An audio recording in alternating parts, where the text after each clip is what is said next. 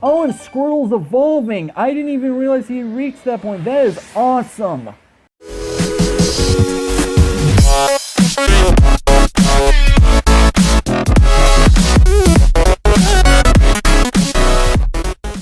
What's up, agents? Zero here. Welcome to another Random Game Friday. Today I am going to be playing Pokemon Quest. Now, this was released well over a month ago for the Nintendo Switch and was recently released a little over a week ago to mobile. And regardless of which platform you're playing on, this is 100% free to play. You will find links to iOS and Android down in the description if you want to play this for yourself. And I've actually been playing this ever since day one because thankfully Google Play does allow pre-registration.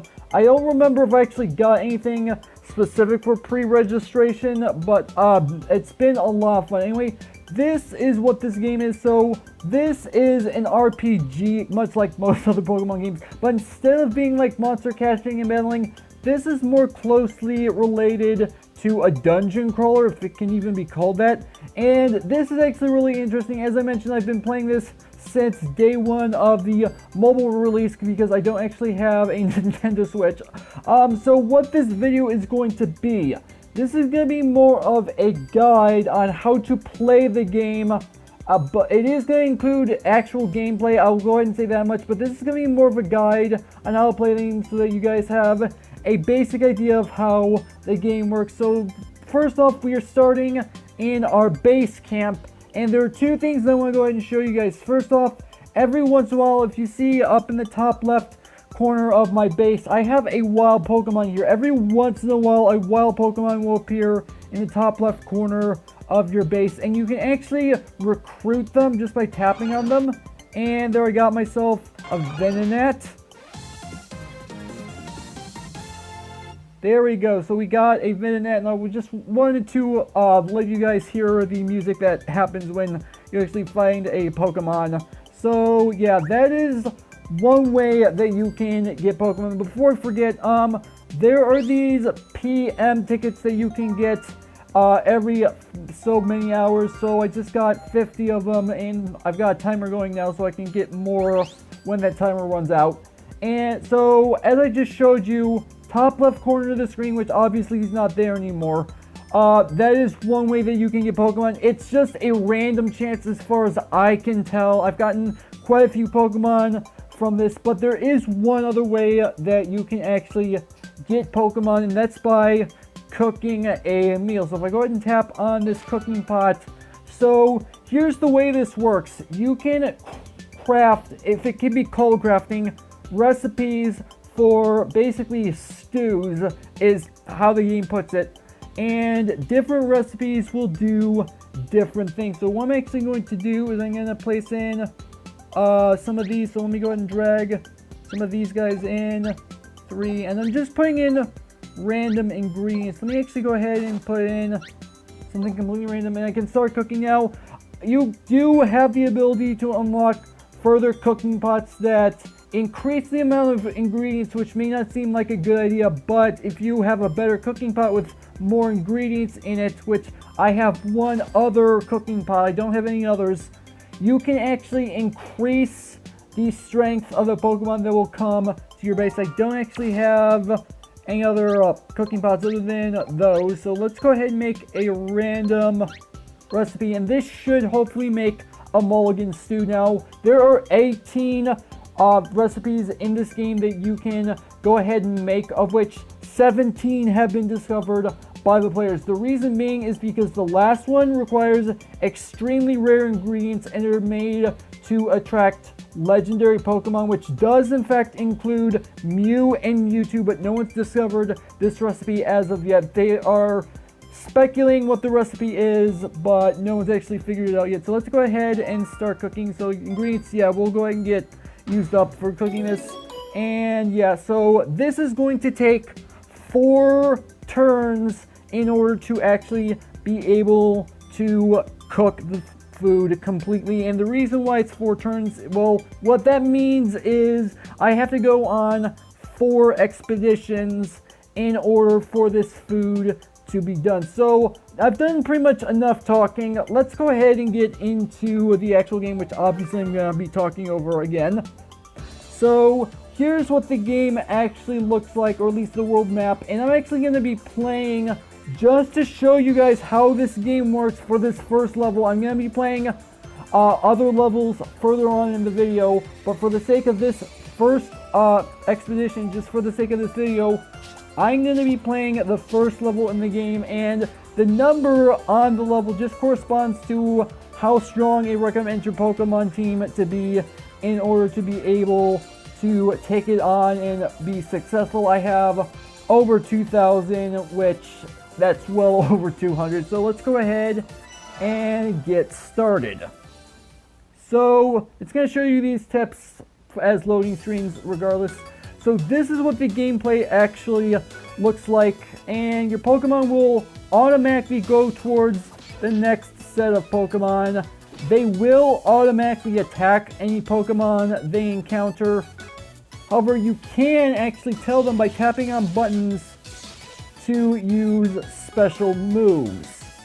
And this battle is not actually going to take too long at all. So let's go ahead and let them hopefully take on. Actually, it's used. I think I just wasted my Fire Punch. Yeah, I just wasted my Charmander's Fire Punch because there's no enemies there. And yeah, my Pokemon are just way too strong for me to use moves on this level. Then again, I did have a reason.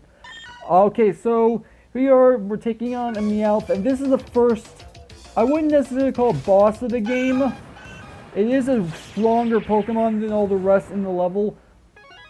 Alright, so this is how you progress through the game, and I don't think I got a whole heck of a lot, yeah, I didn't get a whole heck of a lot of experience from this battle since I've already done it once. Alright, so I got myself a few cooking materials and a sturdy stone, which I actually haven't showed you guys one of the main mechanics of this game. So if I go and tap on edit team, I can actually go ahead and choose what Pokemon I want on my team at any given point, and I have a few different Pokemon to choose from, and I'm actually going to go ahead and tap on Pikachu for right now and click on Power Charm. So you guys saw the sturdy stone that I got from the level.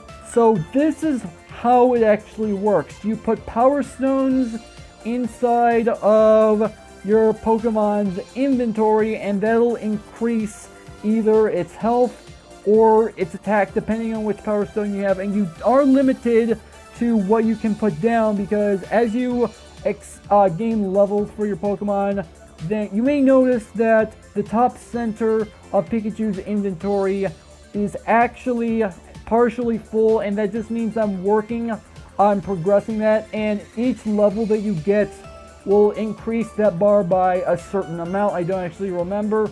And once you fully fill in that bar, you will have an additional slot to put in a Power Stone. So there is a little bit of strategy involved, and there is a mechanic known as Bingo, where you have to get 3 in a row Power Stones, which I'm not far enough in the game in order to be able to unlock it. So I don't know what rewards you can actually get out of that. And I actually do want to go ahead and go into my Charmander's Power Charm area, because I have, oh wait, I can't actually give Charmander a health Power Charm. I didn't actually realize that. I completely forgot. Alright, not really too big of a deal. I can go without it.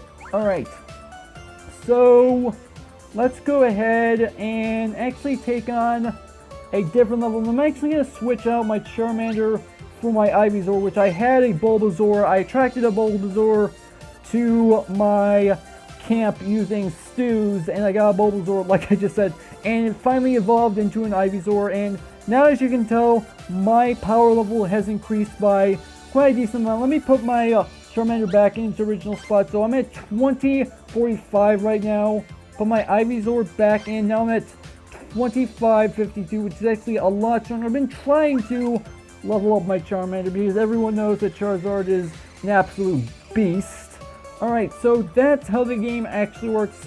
And you know what? I'm going to go back into the first area of the game. Not the first level, but I am going to take on the first boss for you guys to see what a boss actually looks like. It's nothing really different from what you guys saw in the last level, but it can sometimes be a bit challenging. And obviously I'm going to be doing some harder levels after this because I just want you guys to understand how this game actually ends up working. And then let me go and use Pikachu's Thunderbolt that we should probably, yeah, that takes out all except for one of the Pokemon, so not too bad. So let's go ahead and use Ivysaur's Tackle, and did that take him out? No, it did not. Okay, but did call for backup. So hopefully, unfortunately, this the foliage is in the way, so I can't really see too much. Thankfully, we're out of that area at this point. But yeah, so let's see. Just a Doduo, we should be able to take this out no problem. But yeah, there's going to be more Doduo. There's going to be pure. By the way, I haven't actually mentioned this yet, but this game is based entirely around Gen 1 Pokemon, the original 151. So it's not really too big of a roster. I can understand part of the reason why the Pokemon team decided to, let's go and use Thundershock, or Thunderbolt rather, and that took out at least most of the Pokemon there. Okay, so wave has been cleared, and now we're going to be taking on a massive Raticate, which this is the final boss of this area of the game. And let's hopefully Pikachu, yeah, Pikachu did a decent amount of damage, and now my Squirtle and Ivysaur are both dealing with, oh, they're not dealing with anymore because I already took them out. And there we go, Raticate's down. Obviously not too hard of a fight because this is an earlier level and my Pokemon are just that strong. Alright, so let's see what we actually got out of this. Obviously, oh, Pikachu level up to 15, nice. That I was not expecting. Alright, Sturdy Stone, Mighty Stone, okay. Those aren't incredibly powerful, so I'm not going to worry about those. Alright, so I'm actually going to head back to base camp really quick. So I want to show you guys, so I mentioned that the pod's going to take 4 expeditions to be able to fully cook, and we've already done 2, obviously. Now, I do want to go and mention next to my PM tickets up in the top right corner, that is my battery, and you have 5 batteries that you can actually use, which apparently if you buy a certain set of DLC, you can actually increase the size of your battery.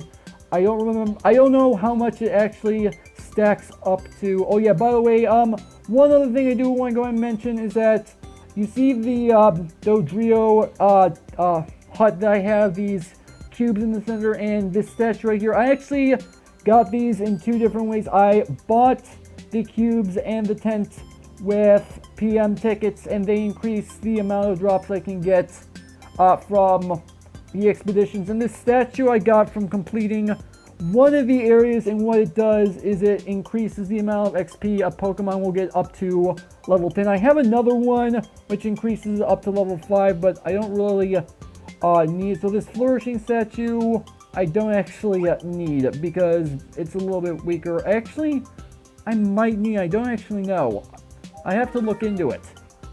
Alright, now let's go ahead and get back into the actual gameplay because this is what you guys are technically here to see. I'm going to take on, you know what, let's take on the first level of this area, which this gets me a bonus of 506, and that's just because I have a grass type Pokemon in my team, which is my Ivysaur, obviously. So let's go ahead and take this on.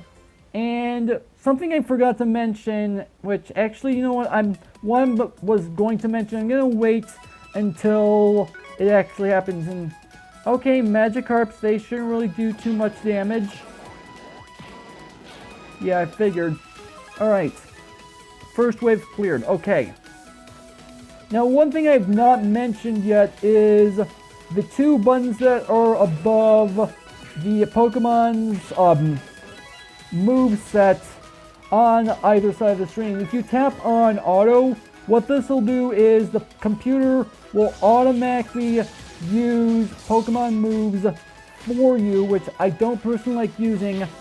And the other one is the retreat button, which I'm going to go ahead and use really quick to show you what that does. That is actually really useful to use in situations where you're afraid that your Pokemon are going to take a little too much damage. So it actually is rather smart to use it, but the computer, when you have it set to auto, does not use the that button at all. So you do have to make a little bit of a compromise if you decide to use auto. So let's go ahead and take these guys out. And okay, so I'm not doing too good. Obviously I'm doing a whole ton of damage, but apparently one of the Pokemon decided to throw my team off to the side, so I couldn't actually use their abilities. Pikachu, you did absolutely nothing there. It is just sad. Alright. And so, yeah, that is Slowbro taken care of. And I'm going to do at least one final quest just to show you guys the whole cooking pot actually finishing things up. So I'm actually going to go... Ooh! I just got the expedition bonus. I didn't even realize I was going to do that in this video. Okay, so what the expedition bonus does is it gives me a chance to get a rarer stone, which I already showed you guys the stone. I'm going to use the boss of Gloomy Grove for this, which I could get a bonus for having my Charmander, but I don't have my Charmander in my team, so it's not really too big of a deal. So let's go ahead and take this on, and you're going to use Harden to make it harder to take you out. That is not going to be helpful in the slightest. Obviously, if you guys know anything about Pokemon, you understand mechanics. It's the Metapod's Harden ability, so increases his defenses. And are you going to use it again? I'm assuming so. Yeah, he's going to use it again, which means... Oh, okay, so he didn't really... It didn't really make much of a difference. Alright. So you can obviously tell this is not your average Pokemon game. I mean, obviously it's an RPG, but it's not played like your typical Pokemon RPG, obviously. So it's actually not really too bad of a game, I'll be completely honest. And if I can actually take this guy out, this Harden is making it really tough for me to be able to do much of anything. Thankfully, Pikachu was able to do a ton of damage with Thunderbolt. Alright. So let's see, we have a bunch of wheels, which I actually need to be careful of because these guys, if you know anything about Pokemon, these guys can actually poison your Pokemon, which does as you'd expect from poison attacks. So let's go ahead and take these guys out before they poison me, which they did.